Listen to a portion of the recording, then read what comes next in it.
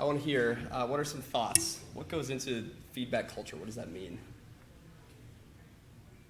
So we were talking about, one of the words that kept coming up is expectation on everyone's part, that it is part of the shift, that you're doing it, you do it, and it's bi-directional. Okay, great. So the idea of expectation, so that you're there to give and receive feedback. It's bi-directional, I heard, and be incorporated into part of the shift. Good, okay. Yeah, what else goes into a feedback culture? We kind of talked about setting up the psychological safety and like what needs to be implemented in a system to allow for that. What are the barriers? Good. Okay, great. So I'm going to show you this graphic. So I heard a few good things. So about safety of the environment, feeling like safety in the environment, feeling like it's an expectation or this bi-directional thing that's expected of the learner.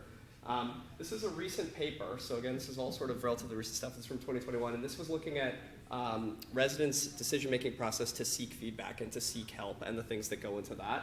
And they generated this model. So this is not a validated thing. It was just sort of a proposed model. But I think that you see the elements that come into play here are similar to some of the things you brought up. So thinking about the learning environment and your relationship with the superiors. Do you have a safe relationship? Do you expect a bi-directional flow? Approachability of health team members, again, sort of playing into that idea of like, does this feel safe? Does it feel approachable to have feedback within this institution? So this is still sort of an emerging area, but it's at least an important topic, and I think it's important to sort of discuss what that might mean so we're all kind of on the same page as we think about the next few questions that I want to think about as a group. Before you move on, can you maybe read some of this? We can't actually see this document. Yeah. I can't. Great. So sorry. Yeah, you're right. It's tiny.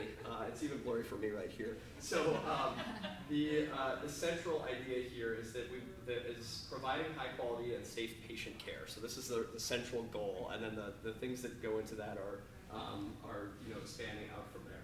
So maintaining credibility as a junior physician is one of the factors that plays in. Becoming an accepted member of the healthcare team and demonstrating the ability to work independently. These are all factors that a resident is thinking about when they're thinking about, do I ask for feedback? I want to be somebody who's autonomous. I want to have credibility. Maybe if I ask for feedback, I'll lose credibility. So there's concerns there that play in. And so when you think about that and sort of step back and think about the greater environment, then we get to this outer circle, which is the learning environment, the relationship with supervisors, and the approachability of other healthcare team members. And so that might play more into what we're thinking about with culture, environment, and how that can sort of shape some of these thought processes that our learners have in the department when the central priority is being a good physician, which in this case could be defined as providing high quality patient care. Yeah, thanks for asking. So, same groups. We have a QR code and a link if people have computers or phones. You're welcome. Yep, you're welcome to participate that way or not, but there's a shared Google Doc that you can edit that have these three questions that I want to just consider as a group for about 10 minutes. So what does an optimal feedback environment look like? What's the current culture of feedback at your institution? And what are the barriers between what the ideal is and where you are now? So we really want to think about barriers that are in the way of that. And I think we could just sort of discuss as a group for about 10 minutes and then we'll convene and discuss all together.